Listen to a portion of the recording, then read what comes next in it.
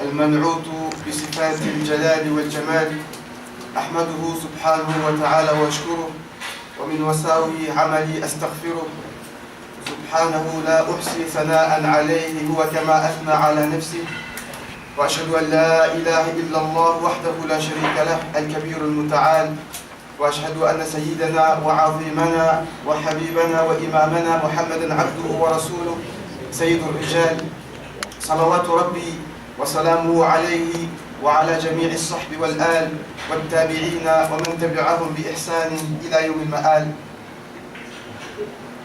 عباد الله، أوصيكم ونفسي بتقوى الله سبحانه وتعالى، فإن في تقوى الله نجاة من المزالق وفيه تجاوز عن المضايق وفيه سبب لتفريج الكروب والضوائق. ولا أرى السعادة جمع مال، ولكن التقي هو السعيد. وينجي الله الذين اتقوا بمفازتهم لا يمسهم السوء ولا هم يحزنون. فاتقوا الله يا عباد الله، واحدوه وعظموه ولا تعصوه تفلحوا في دنياكم وأخراكم. عباد الله، قبل قليل كنا نقول قد انتصف رمضان، والآن نقول قد انتصف شوال. أسبوعين مرت كأنها برق خاطف وكأنها شهرين.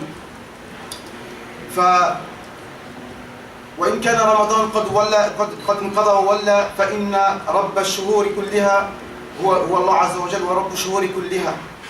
وما كان رمضان أحبتي إلا محطة إيمانية توقف فيه أهل الإيمان لتزودوا من تقوى الله الرحيم الرحمن.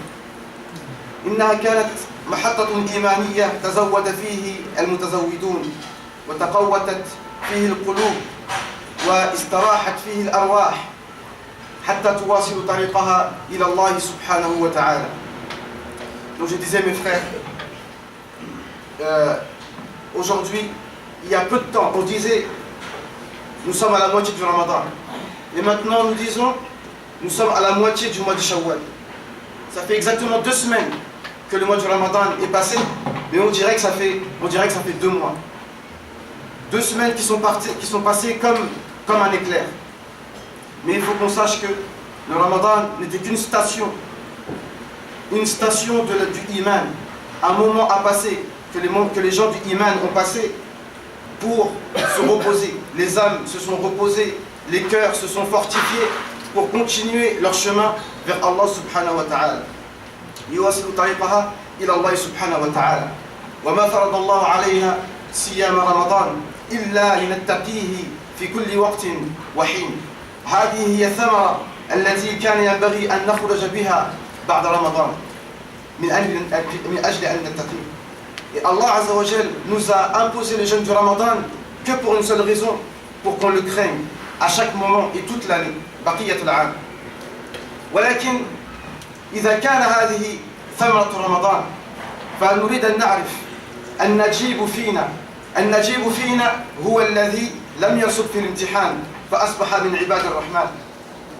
L'élève studieux parmi nous, c'est celui qui n'a pas échoué à l'examen et qui est devenu parmi les serviteurs du tout miséricordieux, من عباد الرحمن. فإذا كانت هذه ثمرة رمضان التقوى، فلا بد أن نعرف بالتفصيل ما هي التقوى، ما هي معالمها، وما هي فضائلها، وما هي درجاتها ومقاماتها. ونريد أن نعرف هل هناك فرق بين التقوى انفرادية والتقوى اجتماعية. Donc si la piété était l'objectif fondamental du jeûne du Ramadan, alors normalement nous devrions savoir en détail et par cœur qu'est-ce que c'est la taqwa. Qu'est-ce que ça veut dire le mot taqwa, la piété? Quels sont les bienfaits de la piété? Par quels moyens on réussit à accéder à cette qualité-là? Et quels sont les degrés de la piété? Normalement nous devrions déjà le savoir. فإن شاء الله عز وجل في هذه الخطبة سنحاول أن نجيب على هذه الأسئلة مستعينين بالله سبحانه وتعالى موضحين ذلك بالمثال ليتضح المقال. Donc dans cette khutbah, on va essayer de répondre à cette question-là. Qu'est-ce que c'est la taqwa? فالتقوى أيها الإخوة لابد أن نعرف أولا المفهوم اللغوي، وسأتعمد أن أدخل في بعض التفاصيل من معانيها اللغوية، لأن اللغة أي أحبتي في الله هو الشيء الذي نفهم بها باللغة كتاب الله سبحانه وتعالى. فينبغي لكل مسلم صغيره وكبيره والمتعلم وغير المتعلم أن يعرف شيئا من اللغة العربية. فالتقوى أيها الإخوة هذه الكلمة كلمة مؤنثة، نقول هذه هي التقوى، لا نقول هذا هو التقوى، لأن التقوى تنتهي بألف المقصورة الذي هو دليل على التأنيث، وهو على وزن فعلاء، وفعلاء من أوزان التأنيث، فإذا هي كلمة مؤنثة. وقد يقول قائل لماذا إذن في سورة الحج الفعل لم يؤنث؟ قال عز وجل لن ينال الله لحومها ولا دماؤها ولكن يناله التقوى، وكان الأصل أن تقول تناله التقوى منه. وقال النحاة بسبب الحائل بين الفعل ينال وبين المفعول وبين الفاعل التقوى الاسم، بين الحائل بين الاسم والفعل هو الذي سبب عدم التأنيث، فنقول يناله التقوى منه. وهكذا قرأ سائر القراء إلا يعقوب، قارئ واحد من سائر القراء العشرة الذي أنث فقرأ لن تنال الله لحومها ولا دماؤها ولكن تناله التقوى منكم. هو يعتبر يعني رد الكلمة على أصلها. Donc j'essayais d'expliquer la définition du mot taqwa, car chaque chose, mes frères, et retenez bien cela, c'est que quand on veut comprendre quelque chose, que ce soit en français ou en arabe, il est très important de connaître le sens précis des mots pour pouvoir savoir comment le mettre en pratique. Donc j'expliquais une chose qui n'est pas possible d'expliquer en français, en tout cas mais tout ce que je peux dire maintenant en français, c'est qu'il est important de connaître le sens étymologique des mots. التقوى. إذن التقوى أيها الإخوة هو كذلك أيضا هو أصله وقي، ثم الواو جعل تاء مثل التراث، أصله ورث نقول تراث، وكذلك اتجاه أصله وجه نقول اتجاه.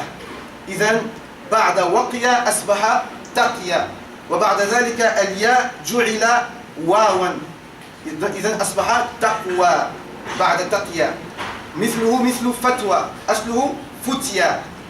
هكذا في اللغة العربية قالوا إذا كان الاسم على وزن فعل ولامه ياء يقلب غالبا في لغتنا العربية الياء واوا فأصبح يعني بالواو مثل فتوى ومثل تقوى. وهذه الكلمة أحبتي في الله هي بمعنى الوقاية والحاجز، أن تجعل بينك وبين عقاب الله عز وجل حاجزا ومانعا من طاعة الله سبحانه وتعالى. Donc le mot taqwa, donc on a expliqué le mot étymologiquement aussi pour savoir pourquoi le mot est devenu taqwa alors qu'à la base normalement c'est waqiya ou bien taqiya. C'est comme fatwa. Le mot fatwa, qu'on connaît le mot fatwa, à la base on dit futiya, mais le ya est devenu waouh. C'est comme ça dans la langue arabe. Et ça normalement c'est des choses qu'on doit connaître. Nous tous nous connaissons le français. On sait qu'on ne dit pas des chevals. Si maintenant je fais le khutbah et je dis des chevals, vous allez vous moquer de moi. C'est vrai ou pas? Vous allez dire ah l'imam il connaît rien en français, miskin. Mais si on se trompe en arabe, mais personne n'a honte de se tromper en arabe. Alors pourquoi on aurait honte de se tromper en français et pourquoi on n'aurait pas honte de se tromper en arabe? Alors que les sahaba, lorsque leurs enfants se trompaient dans la langue arabe, dans la conjugaison, ils frappaient leurs enfants, parce que c'est quelque chose de très important. Et ceci dans toutes les langues en vérité. La linguistique, c'est ce qui fait en vérité la personnalité de la personne et l'honneur de la personne. Celui qui maîtrise la langue, eh bien il a une force. Et même le prophète sallallahu alayhi wa sallam a dit Man alima lughata qawmin amina makrahum aw sharrahum. Le prophète sallallahu alayhi wa sallam dit celui qui maîtrise la langue d'un peuple, il s'est protégé contre leur mal. Donc ça c'est quelque chose de très important. Donc ce qu'il faut savoir c'est que taqwa c'est un mot qui va dans le sens de la protection, el-wiqaya, le fait de se protéger. Donc c'est le fait de mettre une protection entre nous et entre la désobéissance, entre le châtiment d'Allah Azza wa Jalla. Et le mot se protéger, c'est plus profond que d'avoir peur. On peut avoir peur de quelque chose sans pour autant éviter cette chose-là. Mais at-taqwa, c'est que non seulement tu as peur de cette chose, mais en plus tu évites cette chose-là. On a demandé à Abu Huraira, parce que les Sahaba entre eux, c'est comme ça qu'ils étaient. Ils lisaient le Coran, ils entendaient les hadiths, mais ils se posaient encore la question. Ya Abu Huraira, ma taqwa? Ya Ibn Umar, ma taqwa? Ils se posaient la question entre eux. Pourtant, c'est écrit dans le Coran, c'est écrit dans les hadiths, mais ils se posaient la question. Il va voir son shir. Dis-moi, qu'est-ce que tu as compris de la taqwa? C'est quoi pour toi? Je veux entendre ta définition de la taqwa. Et Abu Huraira, il répond, il dit, qu'est-ce que tu fais quand il y a un chemin sur lequel il y a des épines? Qu'est-ce que tu fais? Il répond, at-taqi. Ça c'est en arabe, at-taqi, ça veut dire, j'évite les épines. Il dit, hadihi at-taqwa, hadihi at-taqwa. C'est ça la piété, c'est d'éviter les épines que tu pourrais trouver sur ton chemin. Mais la différence, mes frères, c'est que la piété, ce que nous on doit éviter vis-à-vis de la religion, c'est des choses qu'on ne peut connaître qu'avec le ilm et avec l'iman. Parce que les épines qui nous ramènent au châtiment d'Allah Azza wa Jal, c'est des choses qu'on ne voit pas nécessairement. Mais c'est des choses qu'il faut connaître. Donc encore faut-il connaître ces choses pour les éviter. Et même quand on les connaît, il faut avoir l'iman, la foi, pour savoir que c'est vrai et le pratiquer quand même. C'est ça, at-taqwa. C'était ça la définition de Abu Huraira. Et on verra, Inch'Allah, dans le deuxième khutbah, d'autres définitions. أقول ما تسمعون وأستغفر الله لي ولكم ولسائر المسلمين فاستغفروه إنه هو الغفور الرحيم.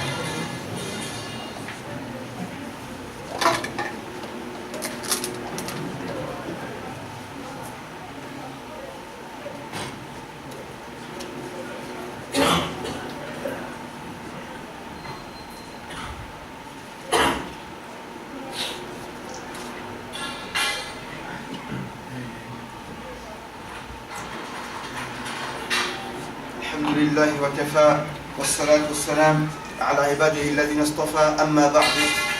إذن كما قلنا التقوى أن تجعل بينك وبين محارم الله عز وجل مانعا وحاجزا من طاعة الله سبحانه وتعالى. والتقوى كما قال سادة العلماء هي أن نأتي بما أمر الله عز وجل ونجتنب ما نهينا عنه. وهذا الاتيان هو في الأمور